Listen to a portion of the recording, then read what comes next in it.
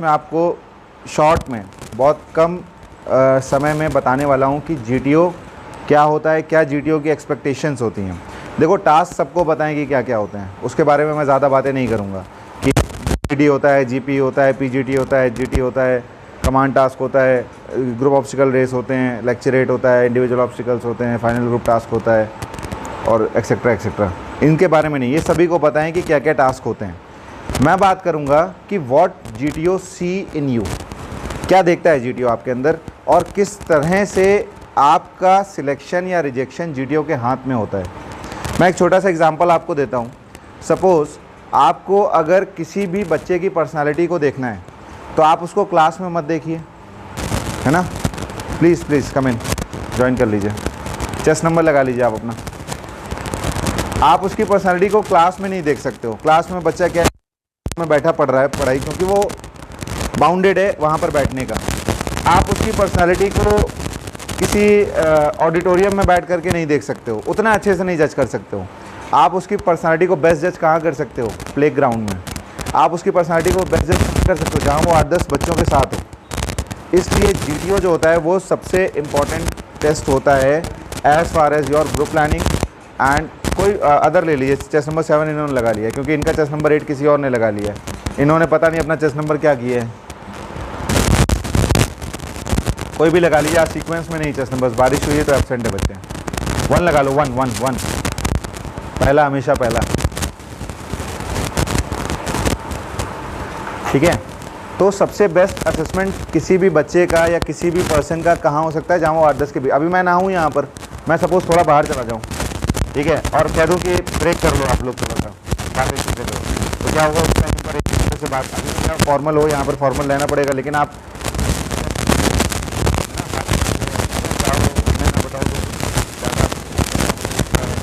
ठीक है, तो चार्ली टाइप का इंसान है। तो इंटरव्यू में क्या होता है? हम फॉर्मल होते हैं, हमारा माइंडसेट फॉर्मल होता है कि हमें वैसे बैठना है, हमें वैसे जवाब देने हैं, हमें वैसे ही रहना है। जो साइकोलॉजिकल टेस्ट होता है उसमें भी हम फॉर्मल रहते हैं, क्योंकि टैट वैट एसआरटी क्या होता है, सब कुछ हमें अच्छा दिखना है। अच्छा मन में रहता है हमारे कि हम कितना अच्छी अच्छी कहानियाँ लिखें, कितनी अच्छे अच्छे वैट लिखें, कितने अच्छे, वो कंट्रोल रहते हैं। लेकिन जीटीओ के दौरान क्या रहता है? हम चाहते तो हैं अच्छा करना, लेकिन हम ग्रुप के हिसाब से ढल जाते हैं। बहुत देर तक अपनी अच्छाई को नहीं रोक पाओगे आप जीडी में बैठो, आपको बोलने का मौका ही नहीं मिल रहा है, आपको बोलने नहीं दे रहा है कोई, तो क्या होगा? गुस्सा आएगी। Gentleman, I would like to at this point, no no, how can you say that? गुस्सा आएगा अंदर चीज़ है। आप जीडी कर रहे होगे, टॉपिक है कि भैया इंडो चाइना रिलेशंस को इम्प्रूव कैसे कर सकते हैं, डिप्लोमेटिक रिलेशंस के साथ कर सकते हैं, मिलिट्री बेसिस पे कर सकते हैं, या फिर तीसरा कोई एक और लीड मान लो, इंटरनेशनल बेसिस पे कुछ मीटिंग्स वगैरह करके इंटरनेशनल टाइप्स के थ्रू कर सकते हैं। अब उसमें तुम्हारा मन है कि नहीं मिलिट्री से करना है क्योंकि चाइना ऐसे नहीं, दूसरे का मन दूसरा है। अब वो आपकी बात नहीं सुन रहा है, तो आप क्या करोगे? बहुत देर तक अपने आप को नहीं रोक पाओगे। आपका मन करेगा यार 15 मिनट की जीडी है, हम बोल नहीं पा रहे हैं, कैसे हम अफसर कैसे बनेंगे? पहला टास्क है, जीटीओ देख रहा है सबको, बोल नहीं पा रहे हैं, कैसे बोलें? इगरनेस आएगी अंदर से उतावलापन आएगा, नहीं हम बोले हाथ आगे बढ़ेंगे, हाथ ऐसे ऐसे घुटने से उठ के आएंगे। उस टाइम पर एक मेरा सजेशन है, कूल काम एंड कंपोजिट रहना। एकदम शांत बैठे रहो, कोई फ़र्क नहीं पड़ना है, शांत बैठे रहो। 15 मिनट का टाइम है। जीटीओ जब तक सबका नहीं सुन लेगा तब तक वो जीडी एंड ही नहीं करेगा, ये बात विश्वास रखो। आपको बोलना है, आपको बोलने का मौका मिलेगा। फर्स्ट स्पीकर आप देखोगे तीसरे नंबर पे बहुत ज़्यादा काएँ होती हैं। पहले स्पीकर बोल देता है, सेकंड नंबर पे भी कोई एक ही बोलता है, सेकंड पे सब नहीं बोलते हैं। जब 2 लोग बोल देते हैं उसके बाद तीसरे पे लड़ाई चालू होती है, तीसरे पे एक साथ, चौथा, 5वां, छठा, खूब लड़ाई होगी। 7वें तक बोल लेने दो 7 लोगों को, आखिरी में बोलो, कोई बात नहीं, ठीक है, लेकिन रुक करके। वैसे अगर पहले भी बोलते हो तो लीड ले करके बोलो। अगर जो पहला इनिशिएटिव लेता है, सबसे पहला स्पीकर होता है, उसके बहुत अच्छाई भी होती है और बहुत बुराई भी हो सकती है, क्योंकि वो बिना सोचे समझे जैसे ही लीड मिली, स्टार्ट डिस्कशन, फटाक से बोलना उसने चालू कर दिया, उसने अपने थॉट्स को कलेक्ट ही नहीं किया। तो यहाँ पर ये दिखाता है कि आप कितने तेज़ दिमाग के हो। अगर आपने तुरंत अटेंटिवली टॉपिक सुना है और टॉपिक सुनते ही एनालाइज करने लगे अपने पॉइंट, रुके नहीं। कि जीटीओ क्या करता है? हर टॉपिक को 2 बार बताता है। जब वो पहली बार बता दे, बस दिमाग चलाने लगो अपना, दूसरी बार सुनना नहीं, पहली बार में अटेंटिवली सुनो। बच्चे क्या करते हैं, पहली बार सुन लेते हैं, कहता है फिर जीटीओ पे ही ध्यान है उनका।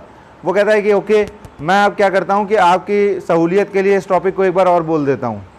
वो एक बार और बोलता है टॉपिक। 8 का ग्रुप है, 8 में 7 लोग एक बार और सुनेंगे, लेकिन आपको दोबारा नहीं सुनना है। आपको स्मार्टली पॉइंट कलेक्ट करने हैं। या तो फर्स्ट स्पीकर बनो या तो 5th या 6th स्पीकर बनो। 2nd 3rd 4th पे बहुत लड़ाई होगी, शांत रहो, ठीक है। तो पॉइंट्स कलेक्ट करो, जैसे ही वो कहे okay start the discussion, lead लो, फटाफट तीनों लीड्स पे बोल दो अपने अपने पॉइंट्स। जो लीड को लेकर के चल रहे हो, कौन सी मतलब ऐसा आदमी तो कोशिश करेगा, लेकिन एक बार में बोल दो। वॉइस को तेज रखो, पिच को कांस्टेंट रखो। ज़रूरी नहीं है कि आपको लग रहा है कि हाँ भाई जब दब रहे हो, एक कांस्टेंट वॉइस से कांस्टेंट आवाज़ से बात करनी है। और आप अगर जीटीओ की ब्रीफिंग को ध्यान देंगे तो जीटीओ की ब्रीफिंग सिंपल से होती है कि आप जिस तरह से अपने दोस्तों के साथ बैठे होते हैं, जिस तरह से आप कॉलेज कैफेटेरिया में बैठे होते हैं, जिस तरह से आप कहीं कॉलेज कैंटीन्स या कॉमन एरियाज़ में बैठे होते हैं और डिस्कस करते हैं over a cup of tea with your friends. It is not a debate, you need not to come at any conclusion, you have to discuss over some points and there is no 1-to-1 chances कि आप 1 by 1 करके बात करो। आप कितनी बार भी बोल सकते हो, कितना भी बोल सकते हो और कुछ भी बोल सकते हो, ठीक है। Taking care of the decorum of the group और द प्लेस, ध्यान रखते हुए डेकोरम का। आप कॉलेज कैंटीन्स में लड़ाई थोड़ी ना कर देते हो, how can you say that. वो कह रहा है कि भाई कॉलेज कैंटीन में बात हो रही है कि यार आज पार्टी कौन देगा, राम देगा, श्याम देगा कि मोहन देगा। अब तो सब पॉइंट दे रहे हैं, क्या मोहन नहीं देगा, तो आराम से बात करोगे, अरे यार तुमने नहीं दी थी, दूसरा लॉजिक देगा, अच्छा उसने दी थी, ऐसा तो जीडी हो गया। ये समझ में आया जीडी का पॉइंट क्या है। अब पॉइंट्स कहाँ से लाने, कैसे करने, वो सब आपकी नॉलेज बेस्ड है, रैशनल थिंकिंग बेस्ड है। खड़े खड़े 50 हो, कुछ के अंदर ये गॉड गिफ्टेड होती है जीडी करना, उनको कोई नॉलेज की ज़रूरत नहीं है। वो अपने पॉइंट्स ऐसे दे देंगे कि जो उन पे फैक्ट्स एंड फिगर की ज़रूरत ही नहीं है उनको। वो ऐसा रैशनल पॉइंट दे देंगे कि काटो का पॉइंट। जैसे उस दिन पहले दिन जीडी कराया था मैंने कितने पॉइंट्स दिए थे जब बात कर रहा था मैं, तो मैं क्या था कि मेरे पास नॉलेज नहीं थी, लेकिन विदाउट नॉलेज भी जीडी बहुत अच्छी होती है। लेकिन नॉलेज के साथ क्या होता है कि लगता है कि हाँ अवेयर रहते हो, चीज़ें रहती हैं, नॉलेज भी होना आवश्यक है, ठीक है। सेकेंड टास्क आता है GP, group planning exercise. Group planning exercise अभी हम आपको कराएंगे आज, कोशिश करेंगे कि आज हो जाए, क्योंकि आज स्ट्रैट भी करानी है और जीपी भी करानी है। ग्रुप प्लानिंग एक्सरसाइज के बारे में पूरा एक अलग से लेक्चर बताएंगे आपको।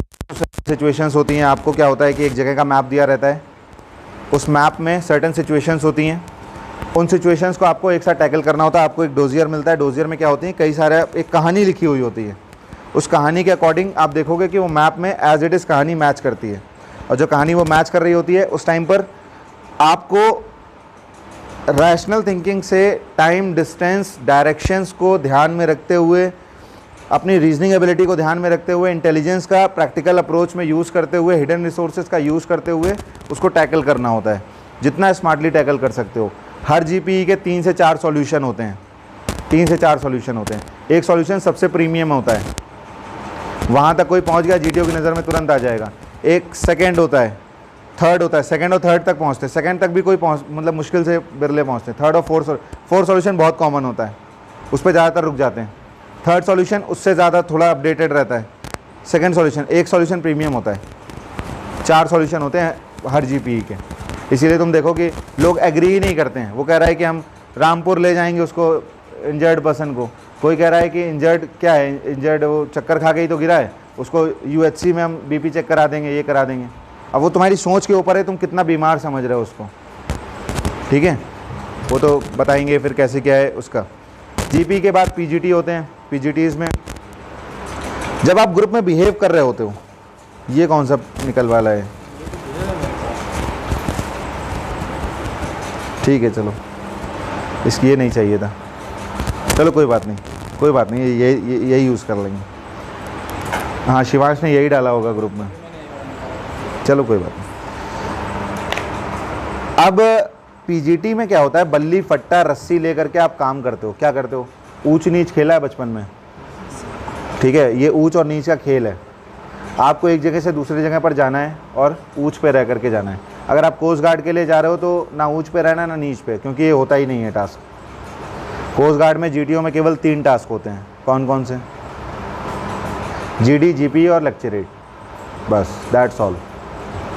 कितना आसान है कोस्ट गार्ड में अफसर बनना है। जीडी, जीपी और लेक्चरेट होता है, लेकिन बाकी आर्मी, नेवी, एयरफोर्स के बोर्ड्स में सारे टेस्ट होते हैं, सारा कुछ होता है। क्लियर। अब पीजीटी के दौरान जब आप टास्क कर रहे होते हो, उस दौरान पे यू बिहेव लाइक ग्रुप, आप ग्रुप की तरह बिहेव करो। आप इंडिविजुअल अपनी छोड़ देते हो। जो लोग, जैसे मैम ने अभी कहा कि इंट्रोवर्ट नहीं रहना है, सेंट्रलाइज नहीं रहना है, ग्रुप में रहना है, ये आपको भी बहुत सख्त मेरे निर्देश हैं। आप अपनी इंडिविजुअलिटी भूल जाइए। आप जिस दिन सोच लेंगे कि मेरा ग्रुप सिलेक्ट हो जाए, मैं सिलेक्ट हो ना हूँ, उस दिन आपसे रिकमेंड हो जाएंगे। आप you behave like a group. 1 2 3 4 5 बंदे हैं, मैंने एक काम दिया, अब ये सोच रहे हैं कि हम ही कर लेंगे, क्यों? और हम क्या हैं, हम अफसर बनाने वाले उस काम के बेस पे, हम अधिकारी बना देंगे तुमको, तुमने वो काम बढ़िया से कर लिया तो तुम सोच रहे हो हम ही कर डालें, हम ये अच्छा कर लें, ये सोच रहे हैं हम ही अच्छा कर लें, ये सोच रहे हैं। और क्या है, दिखावे का कोऑपरेशन कर रहे हो वहाँ पर, नौटंकी जिसको बोलते हैं, होती ना रामलीला, आ गए रावण आ गए, वो नौटंकी करते हो तुम लोग। वो नौटंकी जिस दिन भूल जाओगे और जिस दिन सही से परफॉर्म करने लगोगे, उस दिन सिलेक्ट हो जाओगे। आपको अपने ऊपर वो करना ही नहीं। आप सोचो कि पूरा ग्रुप का टास्क है, मेरा हो ना हो, ग्रुप से होना चाहिए। मेरे ये सोचो ही नहीं कि मेरी कोई एग्जिस्टेंस है। सोचो जीटीओ हमें देख ही नहीं रहा है, कह दो मेरा रोल केवल ये है कि इन सबसे ये काम करवा देना है बस। आप देखो आपके अंदर क्वालिटीज़ अपने आप आ जाएंगी। आप क्या करोगे, मोबिलाइज करोगे। ग्रुप कहीं स्टक करा होगा, आप उसको आगे लेकर के जाओगे। कहीं कोई रुक रहा होगा, आप उसकी हेल्प करोगे। पीछे से आइडिया लेकर के आगे दोगे, आगे से जगह चेंज करोगे, पीछे सोचोगे, कहोगे chest number so and so, आप अगर नहीं इंप्लीमेंट कर पा रहे हो, इसके पास अच्छा आइडिया, आप चेंज करो। तुम कुछ नहीं कर रहे हो ना, तुम वहाँ जाके कुछ कर, तुम केवल ग्रुप को सपोर्ट कर रहे हो, मोबिलाइज कर रहे हो, आगे लेकर के जा रहे हो। ग्रुप स्टक ना हो किसी भी जगह पर, ग्रुप रुके ना कहीं पर भी। तुम्हारा काम केवल ये कि ग्रुप को आगे लेकर के जा रहे हो। ज़रूरी नहीं फट्टी बल्ला पकड़ करके घुसे हुए हैं, ठीक है। एक तो ये हो, ये मैंने बिहेवियर बताया, अभी मैंने एक्शन नहीं बताए हैं। मैंने पीजीटी में बिहेव कैसे करना है वो बताया है, एक्शन सब बता रहा हूँ मैं। बिहेवियर आपका ऐसा होना चाहिए कि सब सिलेक्ट हों। अब उसमें आप सबसे पीछे रहोगे तो ऐसा नहीं हो सकता। आप सबसे आगे रहो या तो बीच में रहो। तो उस इनिशिएटिव के साथ साथ आगे रहना है, क्योंकि अगर आप ग्रुप का पोर्शन हो, आप अपने जितनों ने भी एसएसबी दिया हुआ है, आपने भी दिया हुआ है, आपने भी दिया हुआ है, आपने भी दिया हुआ है, ठीक है, और अभी आज एब्सेंट है उन्होंने भी दिया हुआ है। तो आप इमेजिन करिए जो रिकमेंड हुआ होगा वो जीटीओ में, पीजीटी में कितना एक्टिव था। मन से पूछ लो अपने, तो आंसर मिलेगा कम एक्टिव था, बहुत कम एक्टिव था। ना मिले आंसर तो बता देना मुझे। रिजल्ट हमेशा अनएक्सपेक्टेड आते हैं। आप कहोगे कि अरे यार ग्रुप में लग रहा होगा कि ये हो जाएगा, ये हो जाएगा, क्यों? क्योंकि तुमने उसका उस देखा, क्यों? क्योंकि वो नौटंकी करने में बहुत माहिर है। वैसी नौटंकी उसने इंटरव्यू में करी होगी। अब नौटंकी तो तुम देख रहे हो ना, वहाँ तो तेज तर्रार अफसर बैठे हुए हैं, और ऐसी नौटंकी उसने इंटरव्यू में करी होगी, ऐसी नौटंकी साइक में करी होगी, वैसी नौटंकी जीटीओ में। तुम्हें नौटंकी अच्छी लग गई उसकी। भाई असेसर को तो पता है ना कि वो क्या कर रहा है, एक्चुअल रियल क्या है। असेसर को पता है रियल कौन है, क्या है, कैसा है। बात समझ रहे हो, नहीं समझ रहे हो? तो आपको इस तरह से बिहेव करना है कि you are a real personality. You want कि हाँ भाई ग्रुप से काम हो। एक्शंस में क्या है, आगे रहना है, सपोर्ट करना है एक दूसरे का, रिजिड नहीं होना है, फ्लेक्सिबल रहना है। जितना फ्लेक्सिबल रहोगे, आप देखोगे पीजीटी 1 सब कर लेते हैं, पीजीटी 2 सब कर लेते हैं, पीजीटी 3 और 4, और 3 तो फिर भी छोड़ दो, 4 में तो जीटीओ हर बार कहता है, जिनके 3-4 अटैम्प्ट हुए हैं उनको अभी ये विश्वास नहीं होगा। अभी इस विश्वास होने में भी कई अटैम्प्ट लग जाते हैं। जीटीओ कहता है पीजीटी 4 का लास्ट बैच का रिकॉर्ड है 45 मिनट्स, है ना। वो हर बैच में कहता है, वो तुम्हारे दिमाग के साथ खेलता है कि लास्ट बैच का रिकॉर्ड है 45 मिनट्स, तो क्या इस बैच को ये बैच रिकॉर्ड तोड़ेगा? वो सभी से कहता है। वो ब्रीफिंग है उसकी, DIPR की ब्रीफिंग है। तुमको अभी बहुत अटैम्प्ट लग जाएंगे समझने में कि वो क्यों ऐसा कह रहा है, ठीक है। तो पीजीटी 3 और 4 होते हैं मेन काम के, जो आपको बाधा डालते हैं। और पीजीटी जो बच्चा रिकमेंड हुआ होगा उसने पीजीटी 3 और 4 में एक्ट किया होगा। आप इमेजिन करके देख लो, पीजीटी 1-2 में वो पीछे लिए चल रहा हो, कम एक्टिव हो। और एक चीज़ और मैं बता देता हूँ, जीटीओ के शुरुआत के 3 टास्क जो होते हैं वो होते हैं आपके एक्शन के। And first impression is the always the lasting impression. अगर आपने जीडी में परफॉर्म नहीं किया, अगर आपने जीपी में परफॉर्म नहीं किया, पीजीटी तो छोड़ ही दो, पीजीटी में तो ग्रुप ही नहीं करने देगा। तो आप भूल जाइए कि जीटीओ आपके ऊपर नज़र भी मारेगा। साफ़ सुथरी और कड़वी सच की बात है। आप भूल जाइए कि हम लेक्चर रेट बहुत अच्छा दे देंगे, हम इंडिविजुअल ऑब्स्टिकल्स बहुत अच्छे कर लेंगे, हम फलाना बहुत अच्छा कर लेंगे, हम ढिमकाना बहुत अच्छा कर लेंगे, कुछ नहीं होगा। पहले 3 टास्क में अगर परफॉर्म नहीं किया है तो जीडी में परफॉर्मेंस करना ही करना है। मर जाओ, कट जाओ, बोलना ही बोलना है, लॉजिकल बोलना है, इफेक्टिव बोलना है, बिहेवियर अपना अच्छा रखना है, एक्शन अच्छे रखने हैं, जीडी में बिहेव करना है। जीपी इतनी इफेक्टिव लिखो, इतने अच्छे से बिहेव करो, इतने अच्छे से रहो, जीटीओ की नज़र में आओगे। पहले 3 टास्क होते हैं जो कि आपका सिलेक्शन डिसाइड करते हैं, उसके बाद के 7 टास्क होते हैं वो सब कन्फर्मेशन देते हैं, कन्फर्मेटरी होते हैं। टोटल 10 टास्क होते हैं जीटीओ में। पहले 3 होते हैं जो आपका सिलेक्शन डिसाइड करते हैं कि हो रहा है नहीं हो रहा है। पीजीटी तक आधे से ज़्यादा दिन हो जाता है।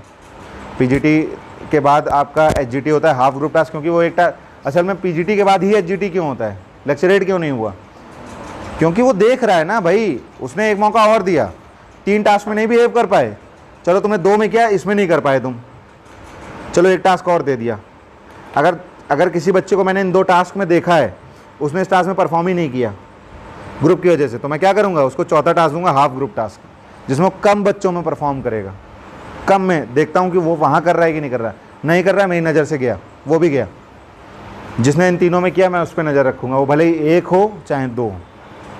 और हमेशा एक कड़वी सच्चाई सोच लो, जीटीओ आपकी आंखों में देख करके जितनी बातें करता है, हर बच्चे को लगता है मेरा ही सिलेक्शन हो रहा है। वो केवल 1 या 2, बस 2 लोगों पे नज़र रखता है, या 3 मैक्सिमम, या बहुत अच्छा ग्रुप है तो 4, अगर सबने अच्छा किया। अगर नज़र में है कि हाँ भाई एक ग्रुप से 4-4 लोग भी होते हैं, लेकिन वो उसी केस में होते हैं जिस केस में वो बिहेव करते हैं अच्छा। ऐसा नहीं कि ग्रुप अच्छा है, ग्रुप अच्छा लोगों से ही तो होता है। लोग अच्छे हैं तो ग्रुप अच्छा है, लोग अच्छे नहीं तो ग्रुप अच्छा नहीं है। बात समझ में आ गई? पहले 3 टास्क। चौथा एचजीटी इसलिए होता है ताकि आपको एक मौका और मिल जाए, पीजीटी में नहीं कर पाए हो, देख लें चलो एचजीटी में कर रहे हो नहीं कर रहे हो, बस 4 टास्क हुए, उसने देख लिया कि हाँ चेस नंबर 2 चेस नंबर हैं जिनको मुझे एसेस करना है, जिनको कंफर्म करना है। उसके बाद के टास्क में तुम केवल क्या होते हो, कठपुतली। तुम सोच रहे हो जीटीओ देख रहा, हम कर रहे हैं, इंडिविजुअल ऑब्स्टिकल कर रहे हैं, ये कर रहे हैं, जय हिंद जय हिंद, और ग्रुप ऑब्स्टिकल रेस करे जा रहे हैं, हाउस द जोश हाउस, गला फट गया। जीटीओ जिसको 2 को देखना है, जीटीओ उन्हीं को देख रहा है, केवल उन्हीं को देख रहा है वो, जिन 2 को देखना है। क्यों? क्योंकि उसने उनकी बुद्धि देखी है। जीडी जब हो रहा है उनकी बुद्धि देखी है, उनका बिहेवियर देखा, बात करने का तरीका देखा, पॉइंट कितने रैशनल है वो देखें। और ग्रुप प्लानिंग एक्सरसाइज दूसरा टास्क इसीलिए है, सब कुछ आपका, सारी क्वालिटीज़ आपकी दिख जाती हैं, 15 की 15 ऑफिसर लाइक क्वालिटीज़ आपकी ग्रुप प्लानिंग एक्सरसाइज में आ जाती हैं। और मैं हर बैच में यही कहता हूँ कि ग्रुप प्लानिंग एक्सरसाइज केवल जीटीओ का ही नहीं, पूरी एसएसबी का सबसे इंपॉर्टेंट टास्क है। आपकी सर्विस भर आपका जो एसएसबी का डोजियर रहता है, उसका पहला पेज जो होता है वो ग्रुप प्लानिंग एक्सरसाइज ही होती है। आप देखोगे इतने बड़ा सा ब्लॉक होता है उसमें कॉर्नर पे, जैसे जीपी का जिस शीट में आप लिखते हो, यहाँ पर एक ऐसा होता है, ऐसे करके एक ब्लॉक बना होता है। जिन्होंने दिया है वो जानते हैं, मुहर लगी हुई होती है उस पर ऐसी लंबी सी। सबसे इंपॉर्टेंट टास्क है, सारी OLQs आती हैं, ठीक है। तो प्रयासरत हमको ये रहना है कि पहले 3 टास्क में परफॉर्म अच्छे से करना है, उसके बाद के टास्क ग्रुप करा देगा आपसे, ठीक है। जीडी और जीपी इन सब की प्रैक्टिस हम लोग करेंगे। उसके बाद फटाफट इस वीडियो को वाइंड अप करते हैं, क्योंकि ताकि हम लोग टैट को थोड़ा डिस्कस कर लें और जीपी आज की क्लास में कर लें, ठीक है। तुम्हें समझ में आ गए तीनों टास्क? जब एक्ट करोगे तो और अच्छे से आएंगे, एक्शन पोर्शन भी कराएंगे। फिर उसके बाद हमारा हाफ ग्रुप टास्क आ गया, हाफ ग्रुप टास्क के बाद ग्रुप ऑब्स्टिकल रेस आ गई, ग्रुप ऑब्स्टिकल रेस के बाद लेक्चरेट आ गया। कितने टास्क हो गए? जीडी, जीपी, पीजीटी, एचजीटी, जीओआर और लेक्चरेट, बस 6 हो गए पहले दिन के। 6 क्या हो गए? एक और है, एक और कौन सा रह रहा है? एक रह रहा है, 7 हो गए। आखिरी दिन 3 होते हैं केवल। अच्छा GD1 GD2, okay sorry, GD1 GD2 2 होते हैं, सॉरी माय बैड। GD 1 नहीं होता है, वैसे 9 टास्क होते हैं, अगर GD1 GD2 2 करो तो 10 हो जाते हैं वो। GD1 GD2 PGT, sorry GP, PGT, HGT, GOR, lecturette, ये 7 टास्क पहले दिन में हो गए आपके। अगले दिन 3 टास्क बचे हैं केवल। कौन कौन से? इंडिविजुअल ऑब्स्टिकल्स, कमांड टास्क और फाइनल ग्रुप टास्क। ये टोटल टास्क होते हैं GDO, ठीक है। और ये समझ लो GDO कितना इंपॉर्टेंट है, बात समझ में आ गई? अभी क्या रूल्स रेगुलेशन इन सबका सब कुछ बताऊंगा आपको। क्लियर? वीडियो समझ में आया?